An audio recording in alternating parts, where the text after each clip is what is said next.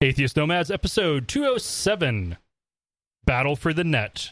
The podcast you're about to listen to includes cursing and talking about hoo-haws. Please be advised.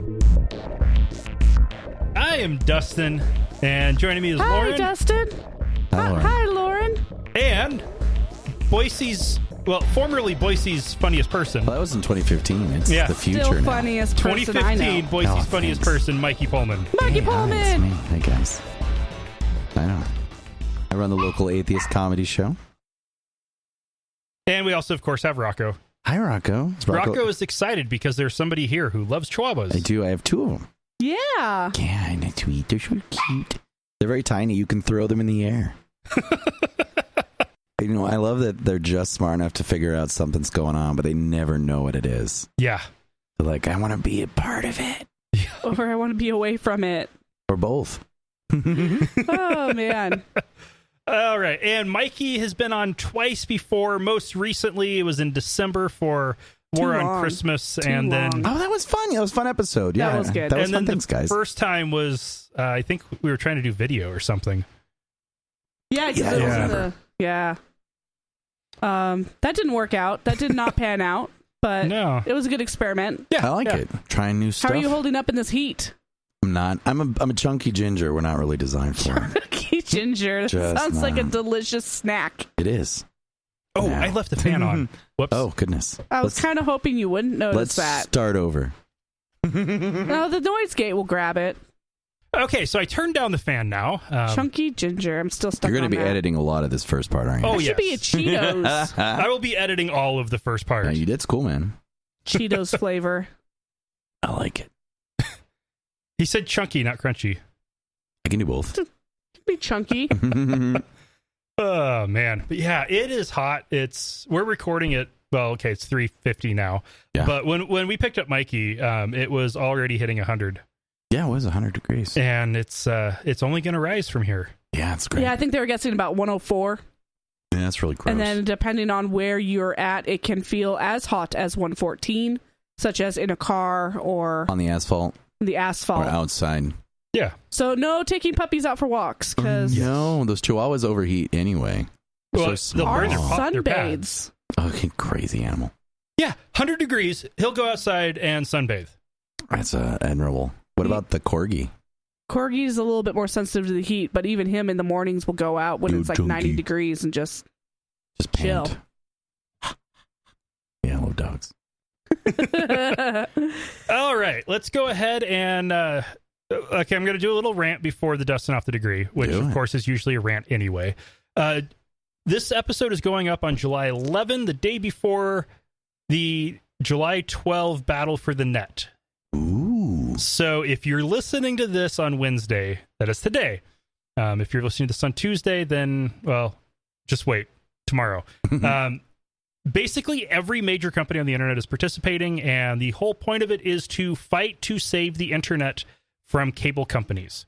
Because the cable companies now have one of their own. Literally, he was a Comcast lobbyist, and that was his qualification to become the FCC chairman. And they are going to rule, most likely, since they've already proposed the rule, that ISPs are not titled to For usage, right? for consumer protections. That they are not titled to utilities, and that will allow cable companies and ISPs to be able to charge you for the bandwidth for specific things. How is access to the internet not a utility? It is a utility, right? The general concept with public utilities is you only have one, and you have protections because there is a state granted monopoly. Yeah. Now with ISPs, you usually have two. If you're lucky. When you have two, right. that is not competition. That is usually anti-competitive practices, and then as soon as they have all of the control, they do whatever they can to milk as much money as they can. Looking at you, CenturyLink and Cable One. CenturyLink is garbage. Oh, they are everywhere. Well, so is Cable One. Yeah, but they're also garbage. I want my internet. One is flaming garbage. One is wet garbage. Yeah. Oh, yeah. Garbage. Which is worse, you know? Where this is going to go is if a cable company, we'll use our example, Cable One, decides that Netflix is eating into their profits, they can either charge Netflix for access to their tubes, or Tubes and wires. More likely charge them and the consumer who is getting it. So if you want Netflix, you have to pay extra money to get that. And that is bullshit. Well, they'll probably do more data caps too. So streamers naturally, and gamers, data caps that's like been the name of the game Rule 1. since the beginning. Yeah. And those are still legal. They might crack down on them a little bit more since they're all basically established in federal law anyway as recommended guidelines. But it's all just recommended. And so if this goes through, access to this podcast could potentially go away or at least get really shitty. Which would suck for us. It would, yeah. A little bit. This is what Dustin does. Yeah. Yeah. That and Civ 5. Oh, that has been so much fun. Yeah, Civilization is a rabbit hole, man. Oh, the one that I have been happily going into for many, many, many, many, many years. It's funny what captures you, isn't it? Just running your little civilization. I miss my World of Warcraft. I started with Civilization 2. I think I'm in early 2. I'm not much of a micromanager. That's the problem. I did okay with Age of Empires. We did a little RTS and a little bit more action. Yeah. But I don't know. I don't know. Yeah, like I could never play Risk. Risk or is Settlers dumb. of Catan. I just suck at it. I don't know how to strategize. Dustin's over here going, "Oh man, I'm kicking Germany's ass, but France is more advanced than I thought it was." Oh, I don't know. Just nuke them all. I conquered them all. Yeah, of course you did. Yeah. This is my first game of Civilization 5, and yes, I know Civilization 6 is out there. I would need a better graphics card probably to play it. Civilization 5 is perfect for my 6-year-old computer. Yeah. And I had never played it, so yay. And for the Dustin off the degree, what I want to talk about is, because this time of year, next week is going to be, on the day of recording next week, will be the 10th anniversary of me leaving religion. Oh, wow. So congratulations. Thank you. Insert party noisemaker sound. So I don't know, just a noise. So in July, I have a tendency to think about a little bit more than usual about how that process went for me. Right. And one of the biggest things this is one of those topics, and I know I've been kind of shifting from with these segments of atheists or Christians are bad, they're stupid, to atheists be nicer. This is going to be kind of one of those, because cognitive dissonance is a huge, terrible thing. Right. And it's not uncommon for atheists and skeptics to berate people who are in the middle of cognitive dissonance, because if you have it, you must be an idiot, right? Just make that final step and just get it over with. It takes people time. It took me 5 years. Oh, yeah, it takes forever. I think especially like those of us that came out before the information age, technically, like the social media stuff, it's a very lonely process. And I assume it's the same. Mm-hmm. Like when I first decided to stop believing, I had to make deals with myself, and you had to think about, well, what would I do? Could I still do a deathbed confession? Like you have to unpack everything. Like I can't imagine, like, yeah, I'm sure there's instances where people just wake up one day and is like, oh, I guess I haven't believed forever, so I'm cool. But most of us are like, oh yeah, no, maybe, I don't know. It took me a while. I was technically an adult. I think I was 19 or 20. Like, I don't think everyone gets it at the same time or when they do. I wouldn't wish it on anybody, but at the same time, I wish it on everybody. Yeah. You kind of have to go. I've never gone through it. I've always been an atheist ever since I can remember. Ever since I was a wee little child. Questioning under God on the Pledge of Allegiance in first grade. I was just like, no, this is bullshit. Now, I'm a bit crazier in certain ways than a lot of people. So for me, I had to have a new, fully formed worldview before I was willing to leave the one that I was operating under. Mm-hmm. So I continued to live and act like a almost perfect Adventist. No halvesies for you. To be an actual perfect Adventist, makes sense, though. You have to be vegetarian. The almost perfect Adventists still eat at least clean meats. Wait, what's a clean meat? those are the ones that are clean according to Leviticus chapter Not 11. Shells or pork. No shellfish, no pork, no dog, but for real world uses, no shellfish or arthropods, no pork. Oh, damn. I love bacon. No bacon. Love pork. I think it's my favorite meat. It's pretty good. But with going through that process, I continue to live like I was a good Adventist, and I continue to talk to people like I was. I remember spring break road trip 2007 with a friend in the seminary, and we met up with a friend from college that we'd both studied theology with. He had gone over to the Foursquare Church, and I spent 45 minutes arguing with him that he went to the wrong church. Oh, no. This was March 2007. I wasn't sure if there was a God, and yet he was in the wrong church. Well, I mean, yeah. I guess it makes sense. Yeah. But for me, I had to have a new, fully formed worldview. I eventually reached the point when I finally called it quits that the cognitive dissonance had gotten so big, I hadn't developed that new worldview. I had tried. I wrote a 45-page document outlining a new deistic theology that I was going to try to work off of. That's what crazy people do. Type A. Yeah, I love it, though. At least you're organized. Right. And while writing that, I heard my first tornado siren. And I wondered why they were doing a civil defense drill. That's so funny. I think I like a lot of type B people. I was emotionally driven into atheism. I just stopped believing, and then my brain caught up later. Like, because I was such a passionate believer growing up, and I was involved in things. I did mission trips, and I was on worship teams and choirs. And then, like, through the process of getting married really young, and then just life in general wears you down. And just other things I've written about, like, it just got to the point where I had to recognize my lack of belief and then deal with that, as opposed to intellectually non-believing. And I really feel like I stopped believing before I realized I didn't believe anymore. Very few people, I think, start out with the intellectual saying, oh, well, this is why it doesn't make sense. No, like, it's almost always emotional first. You either are angry or sad or something at the religion that failed you or something, and then the intellect rolls in later when you start reading, when you start hooking up with other atheists, and start talking, and then the intellect kind of chimes in. Yeah, because I had examples. For instance, the whole faith of a mustard scene, you could tell a mountain to jump into the ocean kind of a thing.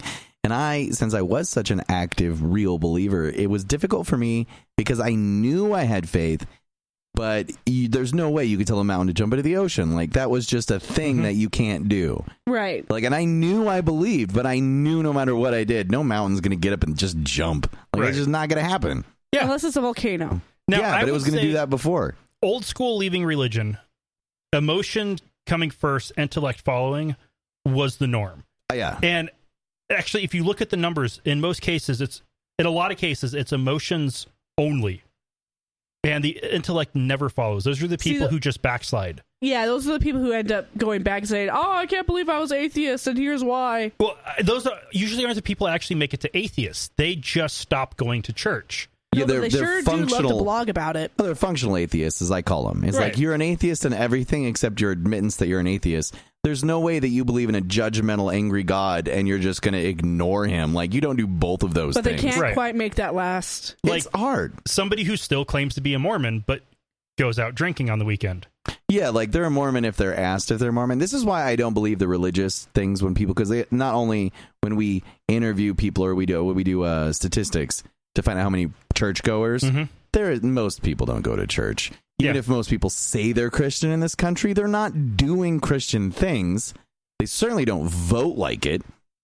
They're just going along with, what their society and culture tells them they should do. As of 2006, when I was in the seminary, I learned in class that, according to recent polls at that time that are now over a decade old, I think it was 25% of Americans, 20% of Americans would actually be attending any church on a given weekend. Yeah. Or any religious meeting on a given weekend. 1 in 5. That means 80% aren't going. Now, some are just going to be missing that week, but you have a lot of your Christmas and Easter Christians. Or a lot of people who don't even do that. They are really firm evangelical believers who will not step into church because they don't believe in the church doctrine necessarily. Or they're upset almost more about annoying. Something. Because they fight really hard. You can't pin them on anything. Because they have to convince you that they are Christian, and it's harder to convince somebody that you're a Christian if you don't attend church.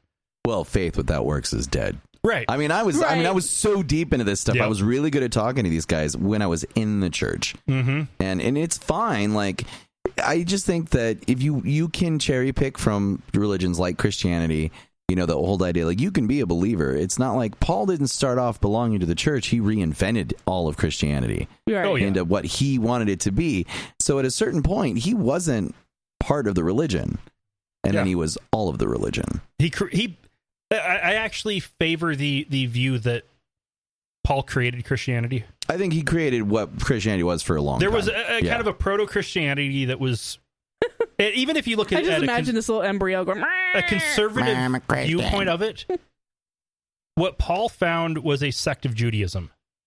Right. And that's how it was seen, actually, yeah. He turned it into a religion.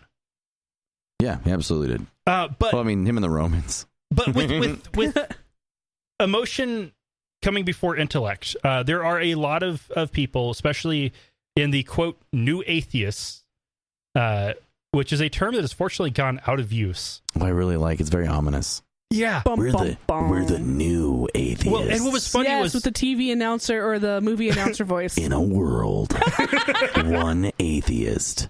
My God. I was totally a new atheist in every way except for the way I became an atheist. So what does that mean, new atheism? Those were supposed to be the people who were very excited about their lack of belief and finding community and forming communities, and they were all inspired by the writings of the Four Horsemen. Gross. Not me. I was already... I consider myself a deist when I first read The End of Faith, and that was the first of the... new atheist books that I read. I got to atheism the old school way of studying religion and believing it to be bullshit. What ended up being weird for me was my intellect was ahead of the emotion. My emotion told me this is too scary to leave. I need to stay, while my intellect kept saying, leave, this is bullshit. How does this correlate to your experiences in the rest of your life, though? Like, do you find this is a pattern that you have? Like, you just leave things intellectually first? Like, in previous relationships, did you leave intellectually before emotionally? Because everyone else usually does it the other way, that way, too. Like, you leave your relationship before you go, I should break up with this person. I'm just curious, like, if it's a personality trait. It is totally a personality. Mm-hmm. I don't know if he'll admit it, but it's totally a personality trait. I don't think there's anything wrong or bad. And the greater the significance, the longer it takes for my emotion to catch up. That's fair. We're all constructed slightly differently. He has to look at something from every possible angle. Yep. And then rehash it. And then rethink it again. It seems intentional. Very. It gets to where it's brutally calculated. And that's just before I can take... And part of it is the emotional risk is too high. Mm-hmm. So before I can take that emotional risk, because I am actually a very sensitive person... Right. I have to make sure it's actually worth that risk. That's fair. Yeah, protecting yourself seems instinctual. And so I go through every possible way that it could ever go. And, oh, man, yeah. See, I have zero impulse control. Beer. Yeah, I have no impulse control. I'd be like, fuck you, religion, I'm out. I'm just done now. I'm kind of the opposite. I'm just like, let's jump into this head first. Yeah. I was in pretty deep. Like, I heard the voice of God, and I was just really, really involved. I went to church several times a week. My friends and I were very religious. It was a very tight-knit cultural thing for me. There were things that happened. I also have some crazy Christian stuff in my church and growing up. Mm-hmm. So I already knew that there were any facets of Christianity, which I think assisted me in realizing that if you've been to 20 churches and 19 of them are wrong, well, the 20th one statistically is probably wrong as well. Right. I think if you're a reasonably intelligent person, you just kind of catch up to that. And then, in high school, I was homeschooled. My parents made the mistake of letting me choosing logic. Once again, personality trait. Okay. I was just this thing I wanted to study. Yeah. Even as a homeschooler, I'm like, well, it makes sense to learn how to think better. Yeah. And my parents got it for me because why wouldn't you encourage your high school student to learn how to think better? Mm-hmm. And once you start to learn logic, that becomes part of your brain and the way you think. And nobody's perfect at it. but then you just start applying that to the rest of your life. So when I got to the point where I would think in my early 20s, late teens, like 19, that I would hear the voice of God, there was a rational voice I had constructed within me, which was now combating that with, or this. So like, because when you're young and you're in the faith, you're like, well, this is the way that it is. It's very linear. And then later it was like, or, and eventually the ors kind of won out, because once you hear the voice of God and those things don't come true, you challenge the voice of God. Yeah. Well, I did. My dad believed that God told him the world was going to end in Y2K, and it didn't happen. And he apparently is still a Christian. Yeah. So I don't know what he's dealing with. I don't know. Talk to him right now. All right. That makes sense. Yeah. Yeah. So we should be nice to people who are in the process, however long it takes. Hold their hands. The more somebody holds conflicting views, the more pain they are likely in. Right. Because it is a painful process. And yes, you should challenge adjacent views to that. Don't take big jumps. Like, there was a point in time when I honestly believed, and this was freshman year of college, I honestly believed that the sun, moon, and stars, the entire universe, was 6,000 years old. I know, right? And then you start to rationalize it, like, well, the light would have been created on the way to Earth, so you can have both the science worldview and the religious one. But yeah, that kind of stuff is weird. Making the move from everything was created 6,000 years ago to, okay, the Earth was here earlier, to the Big Bang. Those were all relatively connected, adjacent views, and I was able to shift all of that to going from everything in the universe is 6,000 years old to the universe has been here for 14.37 billion years, and now the number has changed, and I think it's now 14.7 billion. And the Earth is 4.3 billion years old, or whatever it is, about 4.5. Give or take a few billion. So about 14 and a half, 4.5. And that was a lifeless shell until God started creation. Getting to that point was quick. But if you had tried to tell me that evolution via natural selection was a thing and tried to push me on that, I would have pushed back and possibly lost the progress I'd made. I think that cognitive dissonance is built into our culture. Like, for instance, in the original Fantasia, one of my favorite segments is the one of the creation of the world, and it shows the dinosaurs. I was a big dinosaur kid, as a lot of boys are. And I like the volcanoes. At the time, volcanism is amazing, right? Oh, yeah. But there was never really a reputable authority figure who ever came down and went like, well, that is fantasy. Even though the rest of the show is obviously fantasy. This is the only part that they were like, this is our representation of the creation of the world, because artists and scientists collaborated to the point to be like, no, we're just going to push the truth out. So like, even as a kid in the early 80s, I would open a book, and as old as the information was about dinosaurs, they never pretended they lived together. Right. And this is where the culture wars comes now, to where they're trying to influence people into thinking the opposite. But even in the 80s, when I was a kid, they were just laying it out for us and letting that plant, that seed of cognitive dissonance, grow on its own. Yeah. So I always think there's layers somewhere in there. We even have it within the Cold War.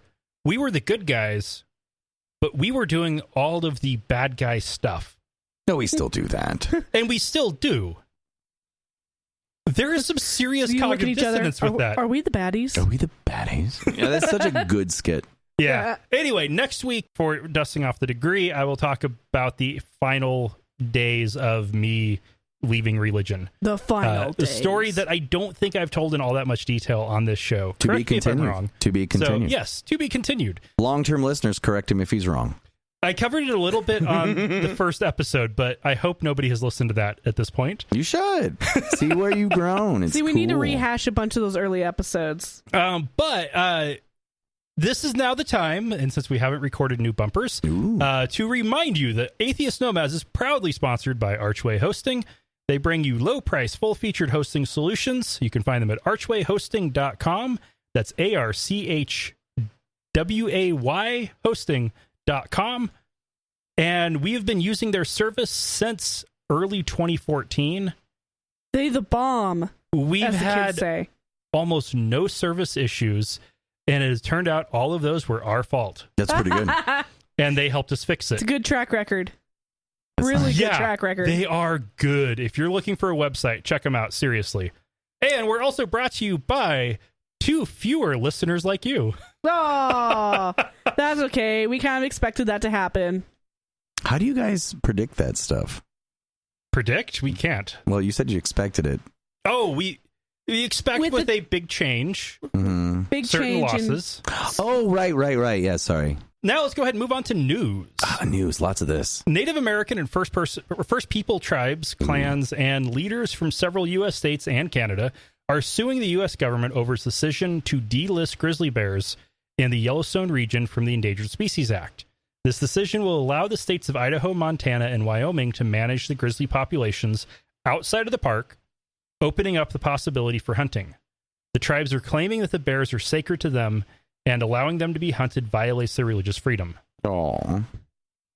Well, I mean, interesting choice that they'd made on the argument there, that it was a religious freedom. Why do you think they did it that way? Well, one, I think it's a throw dirt in the face of all the Christians that have been suing places for religious freedom. Mm-hmm. I think more likely that works. Yeah, and I think that this is probably the most likely to win to work. It's the same reason we're pro-Satanists whenever the Satanists win, yeah. Even though, I mean, we know what they're doing, it's for the right cause. So for the right cares? Cause.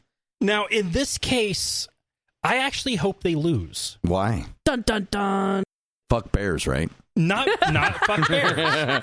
It is... Bear fucker, do you need assistance? While there is the whole issue right now of having a little bit of difficulty trusting anything coming out of the Trump administration. Oh, fair.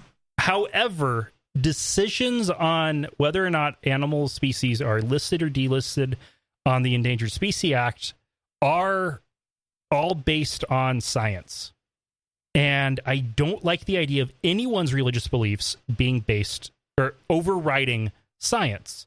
Now, this is in light of the fact that I do think we should, as much as possible, be deferential to the wishes of the native tribes who we took almost all of their land from. Yeah, we killed a bunch of them, too.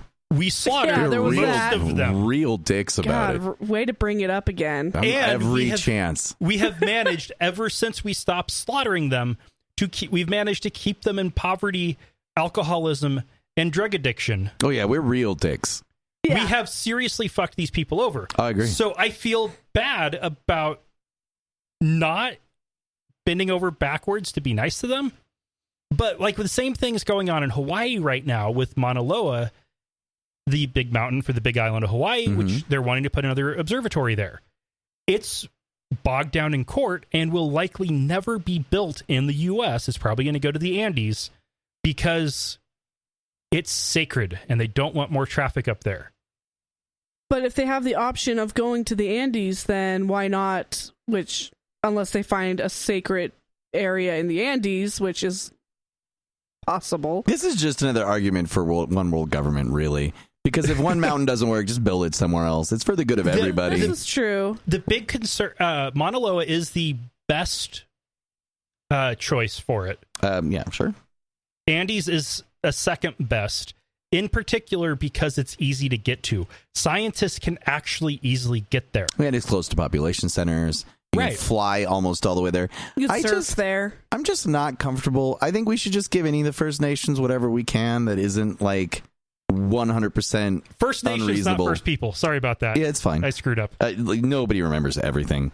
I just don't. I'm just emotionally here so far on the left that I'm like, no, let's just let them keep it. I know it sucks, but I don't know. I'm not comfortable telling them that they can't have their property that we took from them. But the bears, if it works, I'm pro bear on this simply because bears are important and we should keep them until we can't help but save them anymore. They're important apex predators, right? So I feel like if the argument works, I'm more long view on this. Although I agree with your reasoning.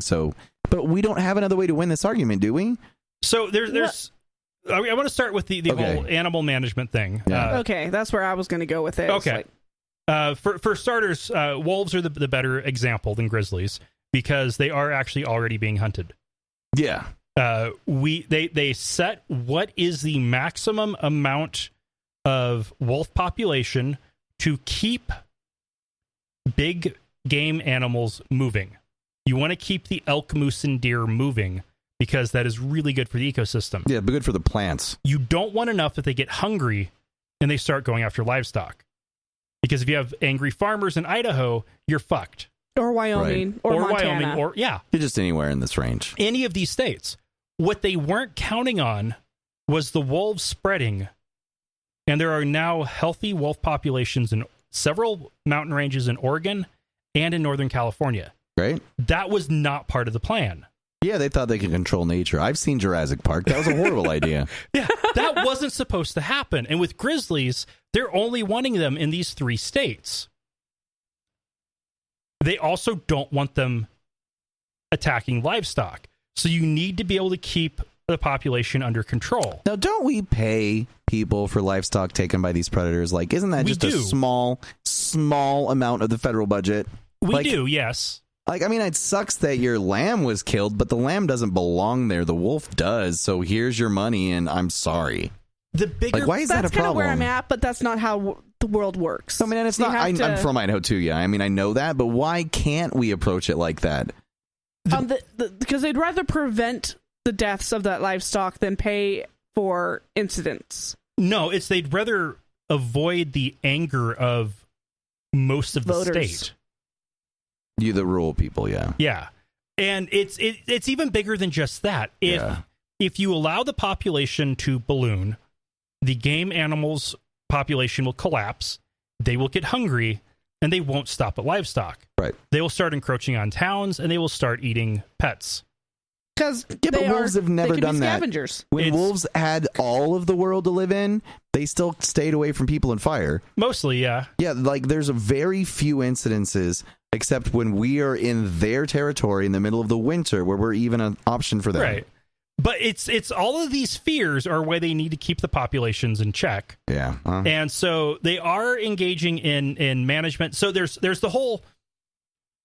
whole angle. Humans are so arrogant. We're going to control these other species for what we think is best for everybody. Another angle where I'm not comfortable with this is the fact that, yes, we fucked over Native Americans and First Nations. Right. We need to do everything we can to undo some of that damage. That would be great. However, their wishes need to be taken into consideration. They should have a seat at the table, but I don't think they should be given the final say. And I think that they weren't given a seat at the table, and this is their way of saying, hey, you guys should have consulted us on this. That's fair. Yeah, because I don't really think they have any power in this situation at all. Like, you're only giving them those tools to use, so what else can they use? If we're not going to listen to any of the science on it, and it's all about whatever, then why not let the natives use their only weapon, which is, we have certain rights, you guys. I don't know. Now, my bigger concern actually comes down to the precedent that this could create. That's a good point. Not specifically with Native Americans asking for things, but other groups. So if they can say killing grizzlies violates our religious freedom, how much of a step would it be for Muslims, Jews, or Adventists to object to the pork industry in an area where they have a large population? Is this precedence or a slippery slope fallacy? Precedence is slippery slope. Yeah, it is, but precedence builds into things. Slippery slope is only concerned with logical arguments, not with legal concerns. I was on the planning committee for the Northwest Free Thought Conference. Mm-hmm. The final year it didn't happen. I was one of the 3 votes to go ahead with the conference despite not having enough attendees to be profitable. And my argument was one had already been canceled before. If we cancel this one, confidence will be broken and there won't be enough people for it. Fair. And I got called out on making a slippery slope argument. Were you right? I was right. Yeah, there you go. It never happened again. And when you look at legal cases, anybody who said, okay, the Hobby Lobby ruling is going to make it so that more and more groups will be able to get out of paying for, providing insurance that covers contraceptives for women. Right. I see where you're going with this now, and I actually I'm more convinced that you're right. Keeping the religious argument out is probably better. But I still see why they would do that. But I still see why they did it. And, like, what else they got? Right. So it's definitely one of those ones where I don't agree nor disagree.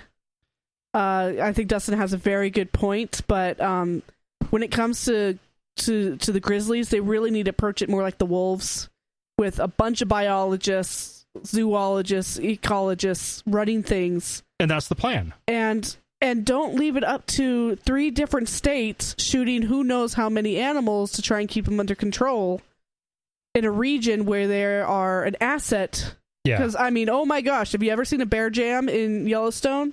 Yeah. People eat that up. They love it.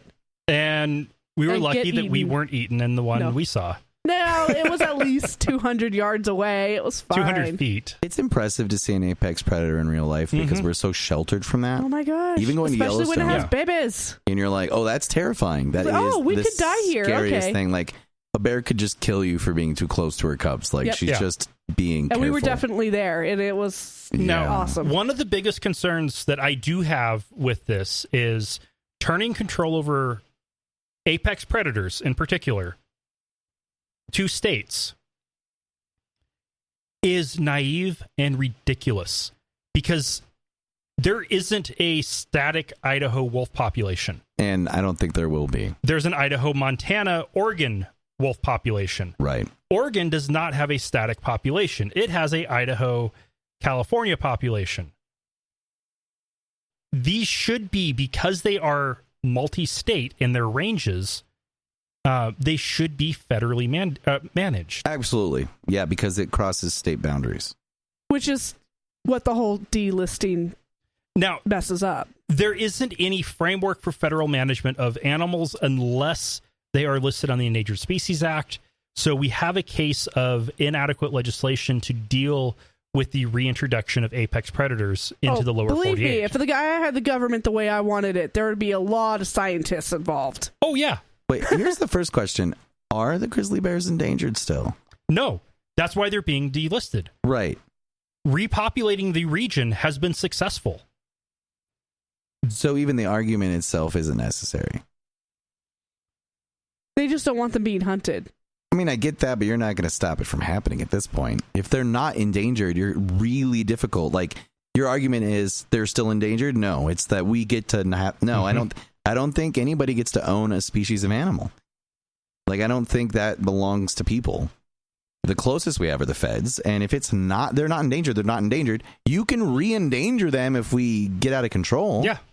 So it's not like we're in danger of losing grizzly bears. No, it's all about who has the control of management, and it's either going to be federal or state. And making it state with 3 states in such close proximity to each other just doesn't make sense. Yeah. I think we've beat this one into the ground. Yeah. But with the new focus, I actually found this from a local news source. Yeah. KTVB out of Boise. Good and the B in KTVB not the most is Boise. reputable source, but they're pretty good for local. Yeah. And they don't have a paywall. And they just, thank goodness. I just don't think that if they're endangered, they should be endangered. I really am just going to go. I think that's basic science. Yeah. If they're not endangered, they shouldn't be endangered. And I'm sorry. I don't think it screws over anybody to keep them off the endangered list. And if they get close, we just fix that then. Yeah. Hopefully we'll have more scientists then. Now, the choice ends up being hunting or the state doing culling. And right now with wolves, we have a combination of the two happening. Yeah, and it's totally working. And actually is. The crazy thing with Idaho, you have, when hunting is involved, the rednecks get behind conservation. Okay, I that's a good argument. They rednecks, hunters, sportsmen have saved more public lands in Idaho than any other group. That's a cultural thing. This part of the country is really good at that. I think that's simply because everyone I know that's involved in that, and here in Idaho, that's a pretty big part of the population, has a vested interest in being able to do this with their children and grandchildren forever. And they don't want things to get out of hand. They want their kids to be able to kill bears in the future. So they don't want to run out of bears. Right. Yeah. Like, because that's exciting, I think. I'm not my into it. grandpa who thought all bears should die. Right. And if you don't get a tag, Grandpa. like right now, getting a bull elk tag or a moose tag is almost impossible. Yeah, if you get it, lottery. It is a prize, and you win. Yeah, go have you're fun. lucky to actually get one, even if you get the tag. Yeah. Grizzly, I wouldn't be surprised if there's 10 or 20 tags a year, and it's a really competitive lottery, and half of them don't get a bear. Yeah, I like the idea of just taking it all to bow hunting. Like, you can kill all these things, but good luck. Good luck at surviving. You can kill a bear with a knife. You can kill as many bears as you want, but it has to be a melee weapon less than 2 feet long. And you got to get up close and stab it. Wrestle it. Wrestle it to the ground. I mean, I'll even let you and your friends attack a bear with knives. That's fine. Like up to 4 people. Just go for it. 2 of you are going to die, but you're going to get a bear. Utah has a bunch of new alcohol rules that are going into effect, including a 2% increase in the state's markup on beverages above 4% alcohol by volume. 4% alcohol by volume isn't alcohol by volume. That is beer that can be sold in grocery stores and convenience stores. I think Zima's at 6. The biggest change, though, is that Zion curtains required in restaurants built since 2009 are no longer required. You just explained to me what those were. Oh, and I'll get there again. Okay. The rule has been that all drink pouring and drink mixing could not be visible to minors who might find alcohol culture or bartending glamorous. Right. Just the pay. Now there needs to be a 10-foot buffer or 5 feet buffer with a half wall at least 3.5 feet tall between minors and the drinks. And why these frosted glass barriers were called Zion curtains, it's because Mormons are afraid of booze. Thou shalt lead to temptation. I don't think they're interested in anything that lowers inhibitions. They want people inhibited. We've seen Mormons with inhibitions gone, and look up how much porn they use. Yep. Oh yeah, we have those numbers. It's not a pretty sight. Highest in the country and kinkiest in the country. That's super funny. It is really funny. Oh my god! I recognize the Zion curtain from when I was in Salt Lake City a couple of years ago because we asked about it. Yeah, what is that? It's a frosted glass curtain. So crazy. And around the bar area. What blew my mind is that it's only been around since 2009. Right, so this isn't... This is recent? This is a new enough thing that it only affects 8-year-old or younger restaurants. It's so dumb. So it was stupid. It was a stupid law that they put in, and they regret it. And most of my time in Salt Lake was in 2008 and 2009. So other than the airport, where... I mean, last time that would have been 2013... I don't think I've ever seen this.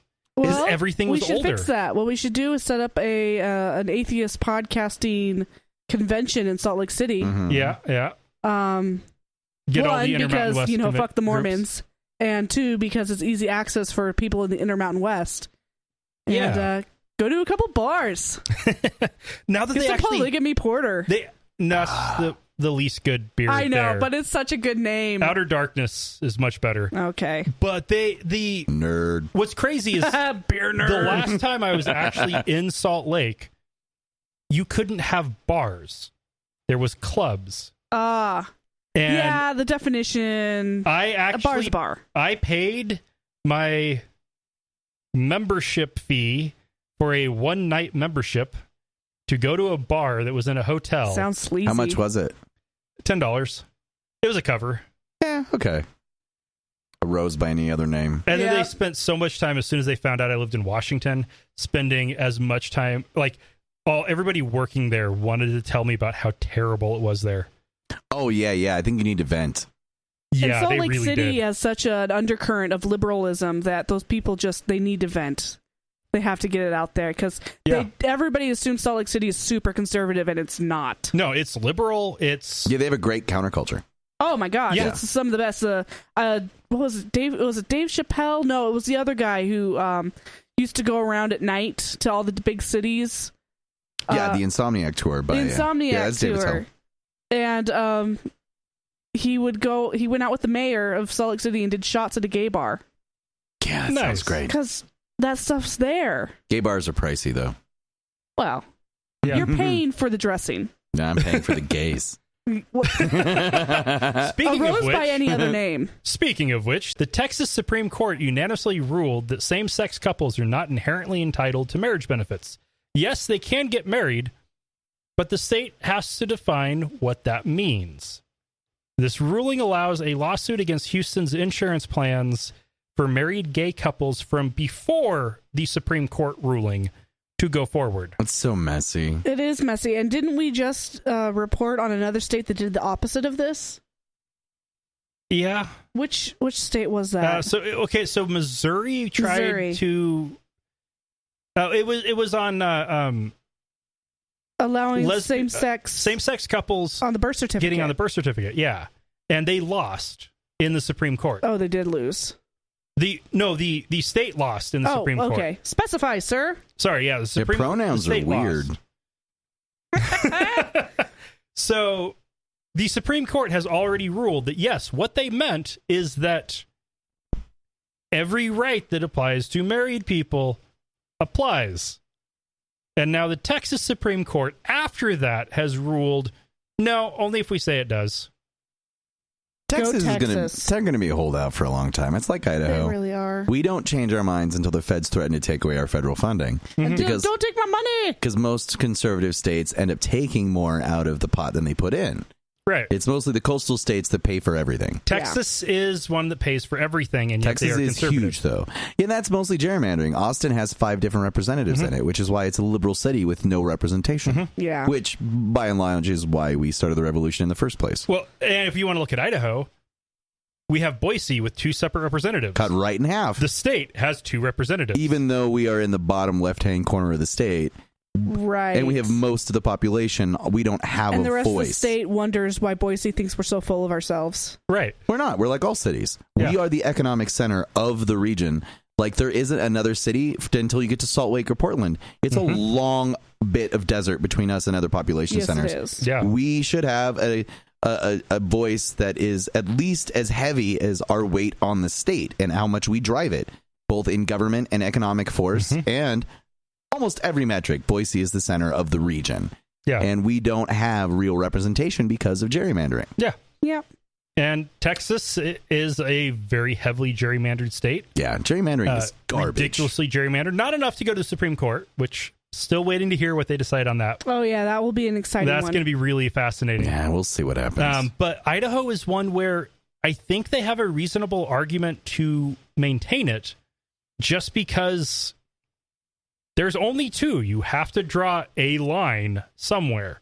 And if you want even population, it makes sense, air quotes, to split the biggest chunk. I don't know if logic applies to this kind of a thing. If it's decided, what you need is an apolitical group of people who just look at the numbers and decide what is equitable and fair. Well, and we're not going to get that. They've designed computer systems that are non-biased that split up states based on a whole number of variables. It would be interesting to see how those numbers played out, though. It would never make it. Right. Instead, most of the gerrymandering we've gotten recently is computer programs designed to make it as Republican-leaning as possible. Yeah. Because, they walk as close to the line as breaking the law as they can. Yeah. And we're only allowed to challenge it if it's so obvious. Like, when they carve single houses out of neighborhoods simply to have the numbers, that's, bullshit. There really isn't another word for it. Right. Yeah. Somehow that's legal. I want to do the next one. Okay. They do it. Okay. Hobby Lobby's president and owner Steve Green has been using the company to purchase thousands of artifacts, including cuneiform tablets. Presumably these were for his Museum of the Bible, scheduled to open later this year. Doing irreparable damage, as a matter of fact, according to an article I read earlier today. Oh, yeah, because these things, I mean, they're being collected by treasure hunters, for one, who don't know how to take care of artifacts. And a lot of them have been damaged because of just where they were from. Oh, I can imagine smuggling artifacts out of an entire region all over to this side of the planet isn't good for the artifacts. Yeah, as it turns out, these were all smuggled artifacts from Iraq. They were all sold through a third party in the United Arab Emirates. The original seller is not known, and they were all shipped to Hobby Lobby addresses in Oklahoma City with misleading and in some cases flat-out false custom declarations. labels like ceramic tiles, and some claim to be from Turkey. So basically, these guys were not just smuggling, but like underhandedly smuggling. Unethical as fuck, really. That's that's almost straight up Nazi art theft. Oh, it totally is. That's exactly what it is. Worst. And these doing it for their Bible museum. Which, I called Hobby Lobby Nazis. Fight me. So he punch him in the face. Punch him in the face. Hobby Lobby is Steve Green is working on a museum of the Bible. Oh, great! Officially, they're just getting these artifacts out of the region to preserve them. Mm-hmm. I have done archaeology in the Middle East. Really? Yeah, that's awesome. 6 weeks in Jordan.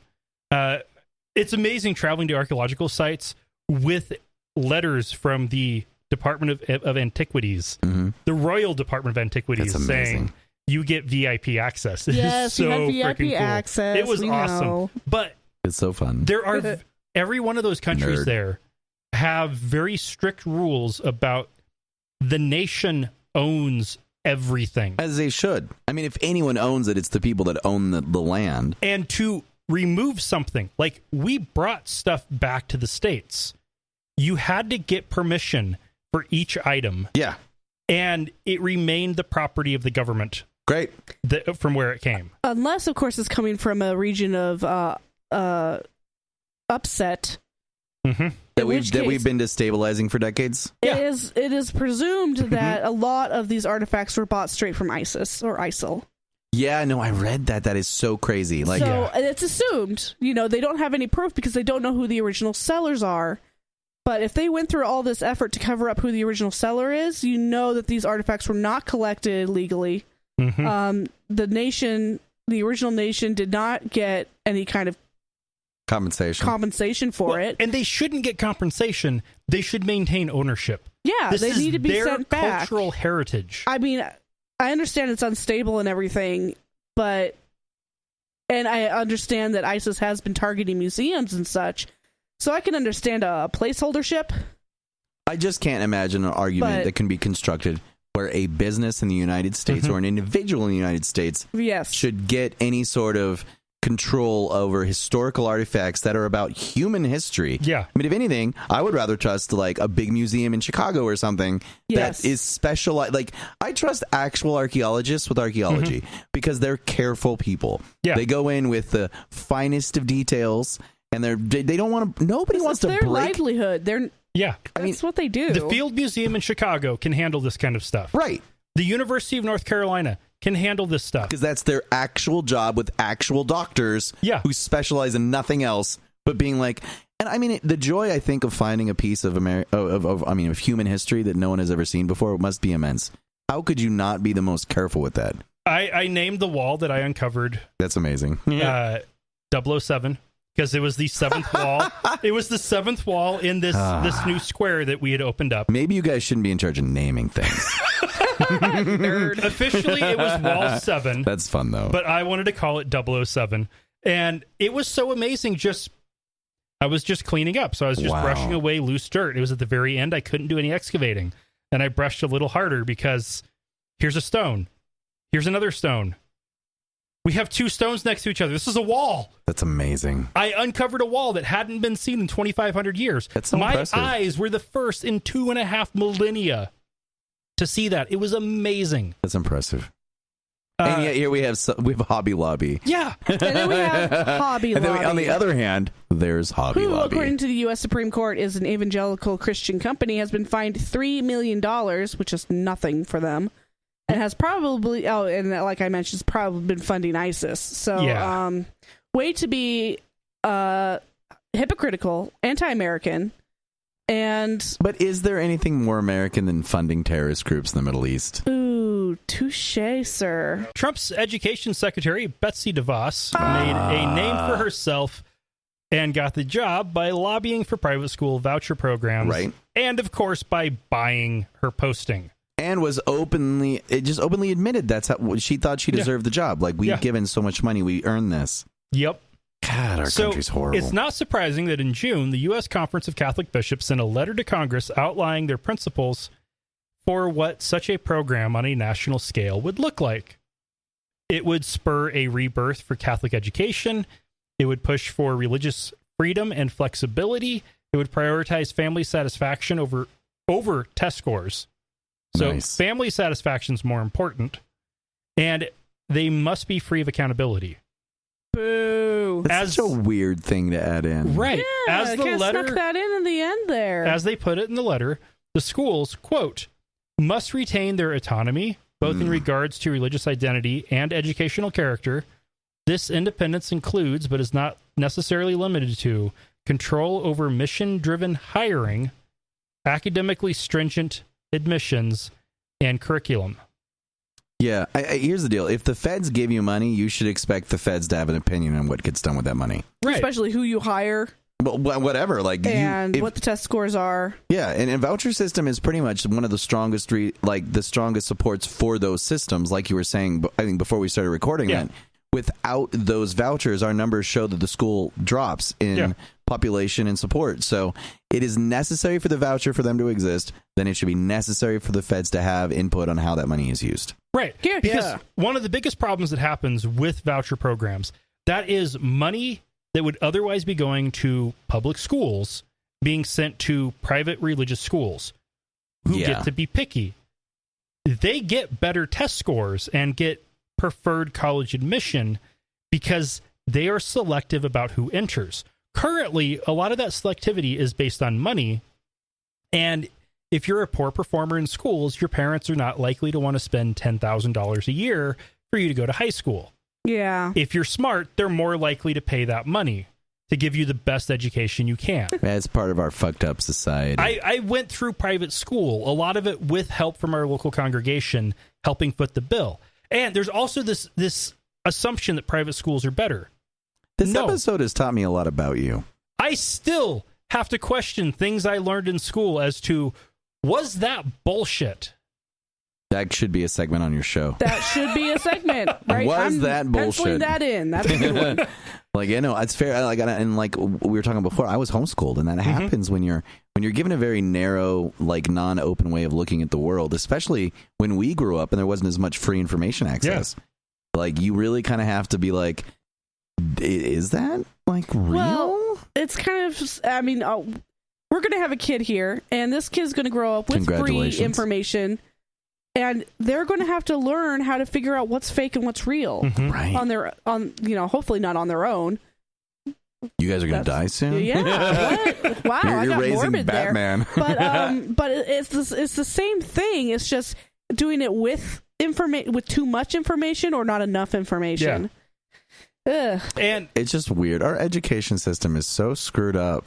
But the biggest problem with voucher programs is they take public funds from public schools, right? Which means need it. There is less money for public schools, and the students serve the biggest part of society, right? And the students who need the least amount of help, smart kids who don't need extra assistance, who are fine with a book on their own. So the smart and wealthy, they get to leave, and that leaves the poor and less intelligent, and even more importantly, the disabled. Because special ed programs are ridiculously expensive. Well, yeah. And mandatory. And federally mandatory. And this is taking away money that funds those. It doesn't cost $30,000 a year to educate your average or above average intelligent student. It costs $50,000 or $60,000 a year to educate a special needs kid. It's just weird to me that how much money we have flowing through this country that we can't take for the resources we need to maximize the capability of every individual. Military.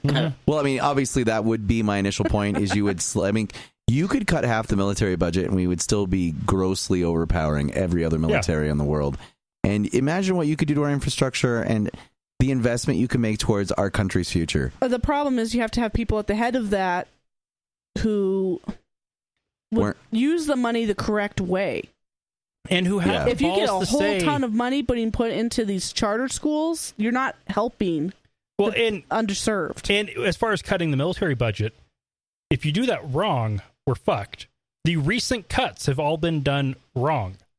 Right. It has left us with a Air Force and Navy that are basically ineffective because they haven't had the money to keep up on repairs. Well, didn't Donald Trump recently say that they should go back to steam launchers on aircraft carriers and stuff like that? Something like that, yeah. Like, let's go back to the World War II technology. Oh, hold on, guys. I just hurt myself rolling my eyes. You poor... I'm sorry. Oh. It's just... It's so amazing, like, because there's that whole new... The next gen of fighter craft, the class... What was it? Class 5 or whatever, the F-22. It's... F-22 and F-35. It's abnormally expensive, and it is ridiculous. But, like, it's a whole... people are making money off of it. Yeah, I mean, also that. Yeah, it's just... It is just...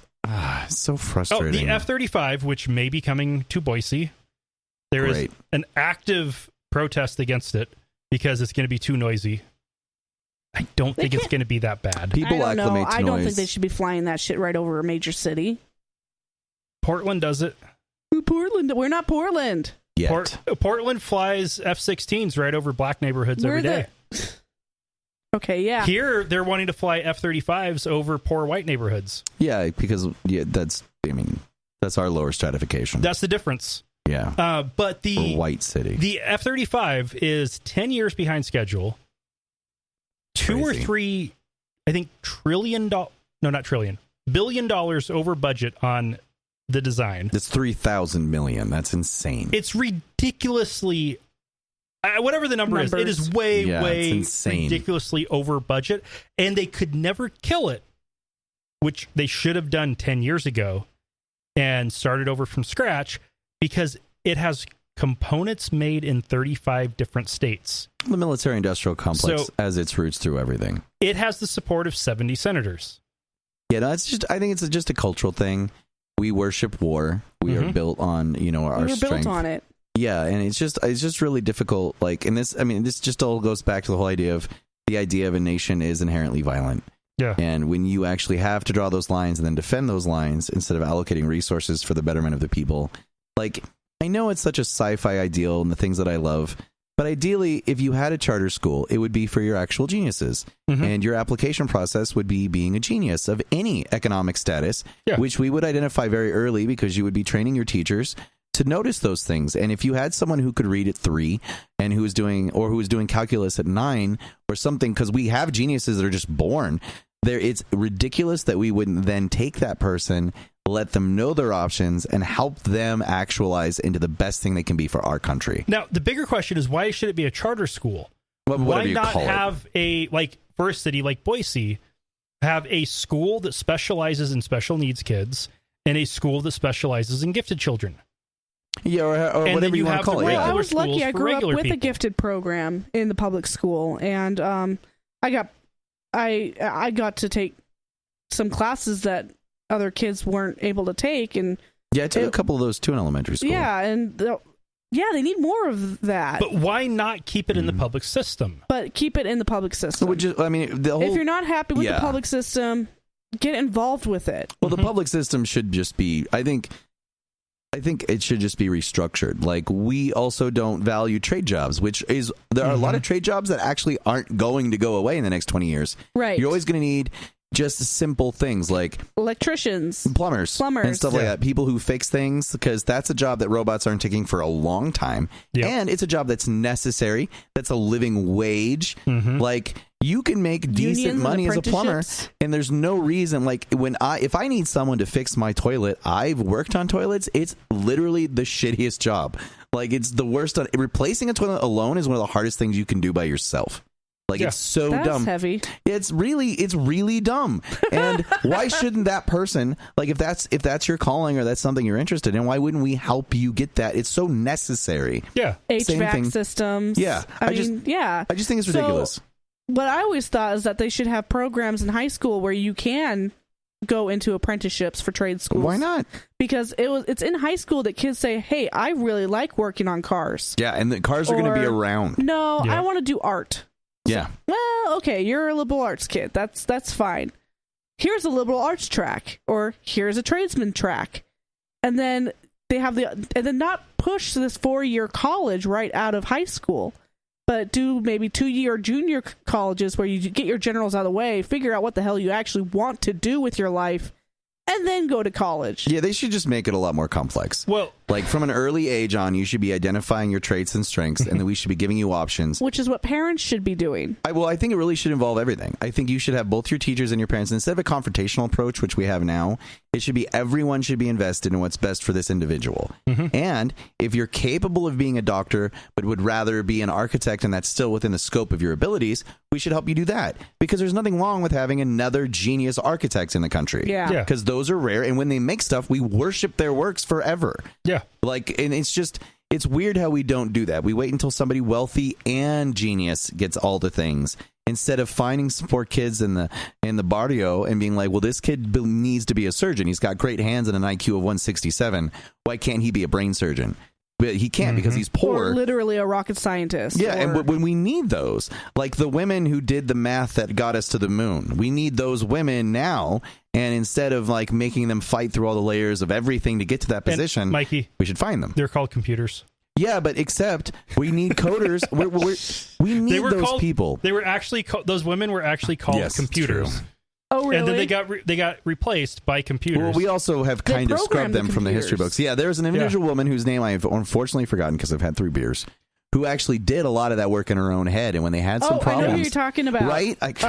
One of us should look that up. And for the first few... the entire Apollo program, she double-checked all the math the computers in did. her head. Yeah. Those geniuses are alive right now. Women just like her are little girls, and there's no reason why we shouldn't identify those people immediately. And instead of having them fight through every layer of every problem to get to where they need to be, that little girl should have a future mapped out for her. Take the stress away from her family. Don't force her family to find a way to get $10,000 a year to send her to high school. Let us pay for that, because as a taxpayer, what I get in the future is another genius rocket science. And I need more genius rocket scientists in my future. We also have an issue of, and I hate to say it, too many people are going to college right now and going the part I'm not afraid to say, going way too deep into debt. Well, that's not even challenging. That's just a fact. We need fewer dumb smart kids going to college and more smart poor kids going to college. Right, and it goes back to the whole minimum income thing. Like, futuristically, one of the many solutions out there is just to find a way to keep people consumers and happy and a contributing member of society without them being 6 figures in debt, with all the health problems stress gives you, without all the decisions it takes away. You know, and it hurts our economy and our country when a whole generation of students can't afford the basic amenities of life. And her name's Margaret Hamilton. Thank you, Hamilton. Yes, Margaret Hamilton. I knew it was a presidential name. I couldn't remember who her name. Good name. Let's go ahead and move on to the next story. Still, she's brilliant. Also on education, according to a new Florida law, each school board must hire a, quote, unbiased hearing officer, end quote, who will take and evaluate complaints from any resident about the appropriateness of material presented at school. If the complaint is deemed to be justified, the officer can require schools to remove the materials. This law specifically calls out material that is believed to be pornographic or that is, quote, not suited to student needs and their ability to comprehend the material presented, or is inappropriate for the grade, level, and age group. You know what's awesome is the line about pornographic or not. Never had that problem in school. It doesn't come up very often, does it? I wonder how often that actually comes up, that they needed to make this whole... I think it's about sex ed. It is about sex ed. It absolutely is. That part is targeting sex ed. Which is not pornographic. Inappropriate for grade level and age group. Sex ed and evolution are the only things, and a couple books. The Great Gatsby. Oh, yeah, there's a little bit of that. But my mom, she grew up with a biology textbook that, you're going to show the male anatomy, you're going to show the female anatomy. Why not do it on one page with them interlocked in sexual intercourse? So she actually got to see all the anatomy and how it works, like, during sex. They wouldn't allow that nowadays. I actually found some of those books in my youth. Yeah. They were still in circulation. I was a big fan of old bookstores for a long time. That's awesome. My parents had a original copy of the book. Was it 1,000 Questions About Sex What You Were Afraid to Ask? It was big in the 70s. Nice. Or 80s, and it was still fun. My parents had it in an old box that I just found in one of our storage units. And it's just interesting. Like, we had our sex education was what you would expect for a conservative public education system, where they didn't like to talk about it, but they went over STDs, a little bit about pregnancy, and then somebody asked about HIV and said, if how is it transmitted? Is some certain well, I think they were asking how is it translated anally? You can't transmit it anally, right? The lady's like, well, there's friction, which, causes lesions, which causes blood to intermix with each other. The next day, she had to go to the front of the class and redact what she had said because it was considered too inappropriate. Wow. Yeah, I'm not really a big fan of inappropriate if it's accurate. Right now, preteens have access to the internet and can look it up on their own. It's not like you can protect them from this information. No, you need to guide them through it, maybe. Yeah, right. Yeah. So have a system that teaches them realistically what relationships and sexual intercourse is like. And if you don't approve of pornography, teach them why you don't like pornography. Some people feel that women are treated unfairly in pornography. It's like, if that's your deal, then teach your kid that. That's not what the concern is here. But that's an ethics class, not a biology or a medical style course. Or even where we teach teenagers, like, look, I know you guys are going to start fucking soon, so what I need you guys to do is know the actual real life dangers of both STDs and STIs and pregnancy, and and then advanced classes in high school. I wouldn't even be against there being an optional course for someone to take that's actually a more advanced sex thing. Like, if you're going to be involved because of your sexuality or just being who you are, if anal sex is in your future, why not let someone who's almost an adult have access to finding out how to do that correctly? A, for the comfort of your partner, and B, to protect yourself. But we don't. When I was in Tacoma, I had to go through Washington State bloodborne pathogens training. Right. Included in that was, and really, it was Washington State HIV training. It included the transmission rates between anal, vaginal, and oral sex. And we're talking several orders of magnitude difference between them. Yeah. They explained why the colon is the single most absorptive part of the body. Yeah, absolutely. If you ejaculate HIV positive semen into the colon, it will be absorbed and will probably enter the bloodstream. Right, almost directly. Pretty much, yeah. The membrane's like, and I only know this because I'm a bisexual male and you have to learn certain things. We have gay and bisexual men have one of the highest transfer rates of those kinds of things because anal sex is a regular part of a lot of things that we do with each other. And it's amazing that this just isn't like, I didn't know that when I was younger or even when I first came out in my 20s. Like, that stuff I had to learn on my own. And that's dangerous. And that is dangerous. Because even if you just assume friction and tearing and rupturing. It's so obvious when you spell it out. That increases the risk several times over. You don't need that for the risk. Right. Yeah, you really don't. And you just need to know. Like, there's certain things, like, I mean, I would even go as far as to have sexuality-specific classes that you could take or things that you'd have access to. I'm telling you, Unitarian Universalist sex camp. Yeah, well, I mean, just options. You just need to know my sister came home one day and asked, at the dinner table, why do you guys do it in the butt? Because it feels good. And even going with sexuality specific. How hard is this? Even going sexuality specific, most anal sex is happening with straight couples. Well, yeah, but I mean, also a lot of sex is happening between straight couples. There's more straight couples. Most anal sex, it's a woman's butt. And you don't need sexuality specific classes. Everybody needs to know this. It's just ridiculous. But that's still just, our culture is just so weird about sex. We're weird about bodies. Well, in my high school, we tried to have a queer club, and they shut it down, saying, no, you can't have that because it's inappropriate, because it's sexually explicit. And we're like, no, this is just about being queer, and if you shut us down, we're going to shut down the football team, because that's also a club. That got the vice principal to shut up really quick. Mikey, thank you so much for joining us. Absolutely. Where can people find you? If you're in the Boise area, there's going to be another Atheist Comedy Experience at the very end of August and the beginning of September. Check out Atheist Comedy Experience on Facebook, and you can actually get contact with us. We do atheist shows in Boise, but we can come to your town as well. I will personally come down. We use local atheist comedians and me to bring you a really fun thing. I might be recording this one so you guys can see what we like to do here in Boise. This will be my 8th show, which will be fun. This will come out, what did you say the day was, the 12th? Mm-hmm. So if you are actually in Portland right now, as in the 13th through the 15th or 16th, I will be performing in the first ever queer comedy festival is taking place in Portland, Oregon, starting the 13th, and throughout the weekend I will be on shows on Friday and Saturday. So check that out if you're in Portland and you're into queers being funny. Nice. And who isn't? Well, you should be. Queers are funny people. Yes. Awesome. That's us, by the way, not you. All right, Mr. Archaeologist. Mr. Nerd. Thank you very much. Thank you. Thanks for having me, guys. I really have a good time here. Thank you. And remember,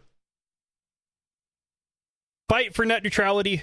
Oh, yeah, super important. Otherwise, we all lose, and not all those who wander are lost.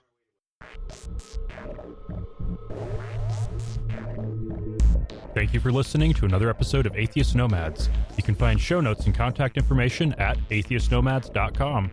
Follow us on Twitter at Atheist Nomads, and like us on Facebook at facebook.com/Atheist Nomads. Please subscribe to the show in iTunes, Stitcher, or your podcatcher of choice, and while you're there, feel free to leave us a review. Theme music is courtesy of Sturdy Fred. Until next time, this has been the Atheist Nomads.